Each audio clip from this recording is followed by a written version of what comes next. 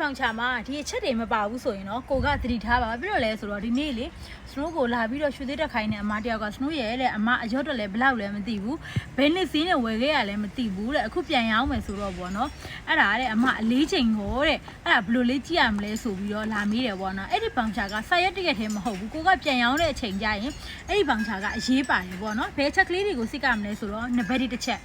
ကိုဝယ်လိုက်တဲ့ရွှေရဲ့ရွှေရည်ဘယ်နှပဲရည်လဲ16ပဲရည်လား15ပဲရည်လားပြီးတဲ့ခါကျရင်ရွှေလေးချိန်ဘယ်နှပဲဘယ်နှရွှေလဲပေါ့နော်အဲ့ဒါလည်းသိရမယ်ပြီးတဲ့ခါကျရင်အဲ့နေ့ဝယ်လိုက်တဲ့ရွှေပေါက်ဈေးကိုလည်းရေးပေးရမယ်ပေါ့နော်ဖောင်ချမှာပြီးတဲ့ခါကျရင်အယော့အလေးချိန်ပြီးရင်စစ်စစ်ပေါင်ကြတဲ့ငွေကိုလည်းရေးရမယ်ပေါ့နော်အဲ့ဒါမှသာလျှင်ကိုကပြန်ရောက်ပြန်နေတဲ့ခါကျရင်ဘလောက်ပေါက်ဈေးတုန်းကတော့ဝယ်ထားတယ်သူတို့ကပြန်ဝယ်တဲ့ခါကျရင်ဘလောက်နဲ့တွက်ပေးလိုက်တယ်နော်အဲ့လိုမျိုးဖြစ်အောင်လို့ပါကဲဒီအမရဲ့အတွေ့အကြုံလေးကိုယူပြီးတော့ကိုယ့်ရဲ့ပေါင်ချမှာကိုကစစ်ကြည့်ပါပြီးတဲ့ခါကျရင်အခုမှစဝယ်မဲ့လူတွေဆိုလဲလေကိုကဆိုင်ကမထွက်ခင်ပတ်စံမချေခင်တွေကတခါရဲအဲ့လိုအချက်ကလေးတွေပါမပါဘောင်ချကိုစစ်ပါလို့စနိုးကတော့အကြံပေးချင်ပါတယ်ကျေးဇူးတင်ပါတယ်စနိုးပါ